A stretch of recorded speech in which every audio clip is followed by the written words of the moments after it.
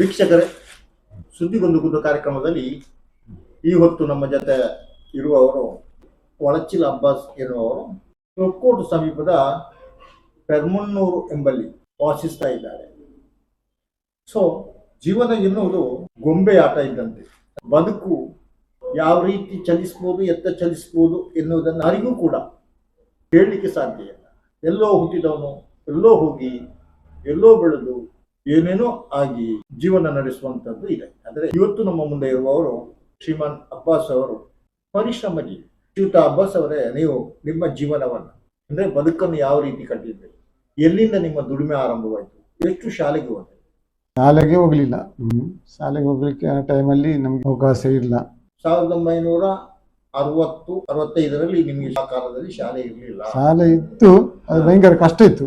ಶಾಲೆಗೆ ಇರ್ಲಿಲ್ವಾ? ಶಾಲೆ ಹತ್ತಿರ ಇಲ್ಲ, ದೂರ ಒಂದು 2-3 ಕಿಲೋಮೀಟರ್ ಮೇಲೆ ಇತ್ತು. ಆದ್ದರಿಂದ ನಿಮಗೆ ಶಿಕ್ಷಣ ಸಿಗ್ಲಿಲ್ಲ. ಅಂದ್ರೆ ನೀವು ದೊಡ್ಡದಾದ ಕೂಡಲೇ ದುಡಿಯುವುದಕ್ಕೆ ಪ್ರಯತ್ನ ಮಾಡಿದ್ರಿ. ಯಾವ ದುಡಿಮೆ ಮಾಡ್ತಾ ಇದ್ದೀರಿ? ನಾವು ಇದು ಉಂಟಲ್ಲ, ಇದು ಹಂಚಿ ಉಂಟಲ್ಲ, ಹಂಚಿಯಲ್ಲಿ ಹಿಟ್ಟಿಗೆ ಬರ್ತದಲ್ಲ, ಹಿಟ್ಟಿಗೆ ಅಂತ, ಅದನ್ನು ಸ್ಟಾರ್ಟ್ ಮಾಡಿದ್ದೇವೆ ನಾವು. ಆಗ ಸ್ಟಾರ್ಟ್ ಮಾಡಿ ಹಂಚು ಅಂದ್ರೆ ಆವೆ ಮಣ್ಣಿನ ಬ್ರಿಕ್ಸ್, ಮಣ್ಣಿನ ಹಿಟ್ಟಿಗೆ ಬೇಯಿಸಲಿಕ್ಕೆ ಆಗ್ತದೆ, ಅದಾಯ್ತಲ್ಲ, ಬೇಯಿಸಲಿಕ್ಕೆ ಆಗ್ತದೆ. ಅದು ಬೇಯಿಸಿ ನಾವು ಮಾರಾಟ ಮಾಡುದು. ನಾವು ಮಾರಾಟ ಅಲ್ಲ, ಬೇರೆಯವರು ಇದ್ದಾರೆ, ನಾನು ಇವರಿಗೆ ಮಾಡಿ ಕೊಡುವುದು ಇವರಿಗೆ. ಅಂದ್ರೆ ನೀವು ಇಟ್ಟಿಗೆಯನ್ನು ಮೊದಲು ಮಾಡ್ಲಿಕ್ಕೆ ಕಲ್ತ್ರಿ, ಆಮೇಲೆ ಅದರ ಗುತ್ತೆ ತಗೊಂಡ್ರೆ? ನಾವು ಅದು ಮಾಡಿದ್ದೇವೆ, ಮಾಡಿಸಿದ್ದೇವೆ. ಮಾಡಿಸಿ ನಾವಲ್ಲಿ 8 ಜನ ಇದ್ದೇವೆ, ಜನ ಸೇರಿ ಮಾಡಿದ್ದೇವೆ. ಕಾಂಟ್ರಾಕ್ಟ್ ನಮಗೆ ಕೊಟ್ಟರು. ಅವರು ಏನ್ ಮಾಡಿದ್ರು, ಅವರು ಮಾರಾಟ ಮಾಡ್ತಾರೆ ಬೇರೆ ಅವರಿಗೆ, ಮನೆ ಕಟ್ಟವರಿಗೆ ಮತ್ತೆ ಎಲ್ಲ ಬಿಲ್ಡಿಂಗ್ ಕಟ್ಟುವವರಿಗೆಲ್ಲ ಮಾರಾಟ ಮಾಡ್ತಾರೆ. ಅಂದ್ರೆ ಯಾಕೆ ಬಿಲ್ಡಿಂಗ್ ಹೋಗ್ತಾ ಇತ್ತಾ ಅಲ್ಲ ಬೇರೆ ಏನಾದಕ್ಕೂ ಹೋಗ್ತಾ ಇತ್ತಾ? ಇಲ್ಲ, ಬಿಲ್ಡಿಂಗಿಗೆ ಮಾತ್ರ ಹೋಗುದು. ಅದು ಹೆಚ್ಚಿನ ಅಂಶ ಹೋಗುದು ಅದು ಬಿಲ್ಡಿಂಗಿಗೆ, ಕಟ್ಟಡ ಕಟ್ಟೋದಕ್ಕೆ. ಕಟ್ಟಡ ಕಟ್ಟೋದಕ್ಕೆ. ಹೌದು. ಆಗ ಕೆಂಪು ಕಲ್ಲು ಇರ್ಲಿಲ್ವಾ? ಕೆಂಪು ಕಲ್ಲು ಇತ್ತು, ಅದೇ ಪೇಸನ್ ಮಾಡ್ಲಿಕ್ಕೆ ಅದು ಬೇಕಾಗ್ತದೆ.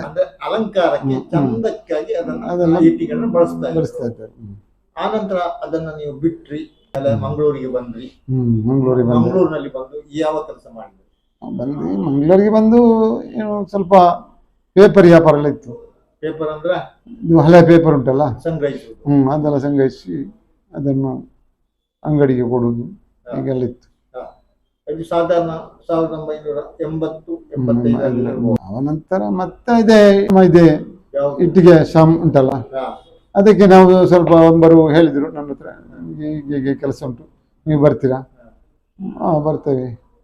ಒಂದು 10-15 ವರ್ಷ ಅದರಲ್ಲೇ ಇರ್ತೇವೆ ನಾನು. ಆಗ ಮದುವೆ ಆಗಿತ್ತು? ಈಗ ಮದುವೆ ಆಗಿ ನನಗೆ ಅಲ್ಲ, ನಿಮ್ಗೆ ಎಷ್ಟನೇ ವಯಸ್ಸಾದಾಗ ಮದುವೆ ಆಗಿತ್ತು? 27ರಲ್ಲಿ ಮದುವೆ ಆಯ್ತು ನನಗೆ. ಆ ನಂತರ ನೀವು ಕೆಲಸ ಬಿಟ್ಟು ಮತ್ತೆ ಮಂಗಳೂರಲ್ಲಿ ರಿಕ್ಷಾದಲ್ಲಿ, ಟೆಂಪೋ ರಿಕ್ಷಾದಲ್ಲಿ. ಅಲ್ಲ, ನೀವು ಮೊದಲು ಯಾವ ರಿಕ್ಷಾ? ಲಾಂಬೆ ರಿಕ್ಷಾ ಇತ್ತು. ಅಲ್ಲಿಂದ ಲೋಡ್ ಕೊಂಡು ಹೋಗುದಾ? ಲೋಡಲ್ಲ, ಜನರು ಕೊಂಡು ಹೋಗುದು. ರಿಕ್ಷಾ ಕಲಿತದ್ದು? ರಿಕ್ಷಾ ಕಲಿತದ್ದು. ಹಾಗೆ ನೀವು ಬದುಕನ್ನು ಕಟ್ಟ. ನೀವೊಬ್ಬ ಚಾಲಕರು ಮತ್ತು ಪರಿಶ್ರಮದಿಂದ ಜೀವನವನ್ನು ನಡೆಸಿದವರು. ಹೌದೌದು. ಕುಟುಂಬ ಸಾಕೋದ್ರಿಂದ ಸ್ವಲ್ಪ ಕೆಲಸ ಅಲ್ಲ. ಆ ಸಂದರ್ಭದಲ್ಲಿ ನಿಮ್ಮ ಮನೆ ಇತ್ತ ಸ್ವಂತ? ಇಲ್ಲ, ಮನೆ ನಮ್ಮ ತಂದೆಯ ಮನೆ. ಅದು ಮನೆ ಏನು ಪ್ರಯೋಜನ ಇಲ್ಲ, ಹಳೆ ಕಾಲದ್ದು ಹುಲ್ಲಿನ ಮನೆ ಇದ್ದೌದು. ಆನಂತರ ನೀವು ಮನೆ ಎಲ್ಲಿ ಮಾಡಿದ್ದೀರಿ? ನಮ್ಮ ಮದುವೆ ಆಯ್ತಲ್ಲ, ನಂತರ ನಾವು ಒಂದು 5 ವರ್ಷ 10 ವರ್ಷ ಆಯ್ತು. 10 ವರ್ಷ ನಂತರ ತೊಕ್ಕೋಟು ಉಳ್ಳಾಲಕ್ಕೆ ಬಂದೆ. ಒಳಚಿಲಿನಿಂದ ನೀವು ತೊಕ್ಕೋಟಿಗೆ ಹೋದ್ರು? 10 ವರ್ಷದ ನಂತರ ಉಳ್ಳಾಲಕ್ಕೆ ಬಂದೆ. ಆವಾಗ ಎಷ್ಟು ಮಕ್ಕಳು ಇದ್ವು ನಿಮ್ಗೆ? ಆಗ 2 ಮಕ್ಕಳು ಇತ್ತು. 2 ಮಕ್ಕಳು ಇದ್ವು. ಅಂದ್ರೆ ಒಂದು ಕುಟುಂಬವನ್ನು ಸಾಕ್ಬೇಕು.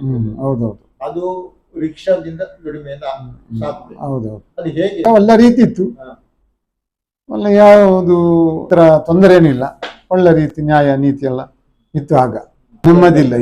ಈಗ ಒಂದು ಅಷ್ಟೊಂದು ನೆಮ್ಮದಿ ಇಲ್ಲ ಈಗ.